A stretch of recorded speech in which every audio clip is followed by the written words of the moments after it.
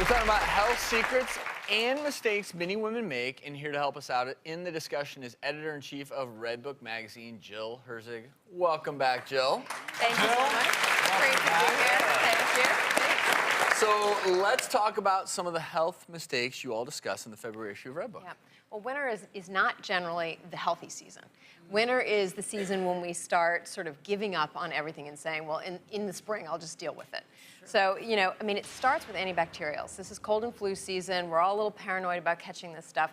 So we decide to get antibacterial soap and put it in all the kids' bathrooms. And this is not a good thing, actually. Partly because there is an ingredient in one of these soaps called triclosan, which can actually increase your kids' risk for getting asthma and hay fever. You don't want to do that. It's not worth it to prevent a cold, maybe.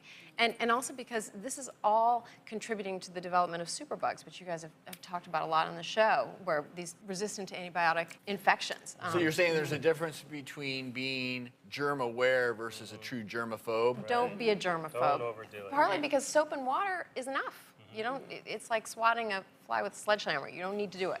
And the only time I really feel like you need these high-powered antibacterials, really, in my opinion, is when I'm in the hospital. Right. Yeah. Where the Because these serious deadly bugs are. bacteria, they're Yeah. not lurking Yeah. on your counter at home. Right. You know, you just need to wipe it down really Right. well.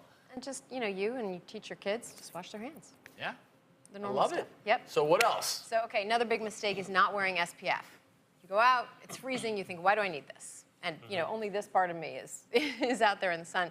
But the rays are still just as strong and just as damaging. You can get the same, you know, wrinkles and skin cancer. So, you know, all the derms are telling us we've got to be just getting a moisturizer that's got SPF in it, SPF of 30. That's such a good point.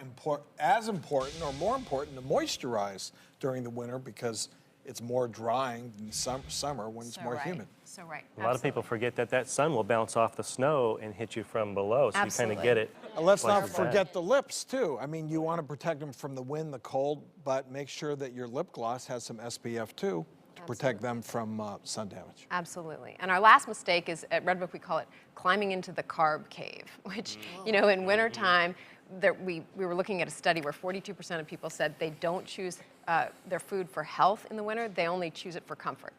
So, you know, the salads go out and we just climb into the macaroni and cheese. Oh, yeah. You can still have the pasta, just make a great marinara sauce that's got, you know, onions and peppers and eggplant and just work more vegetables into it. Dinner at Jill's tonight. I love it. Yay.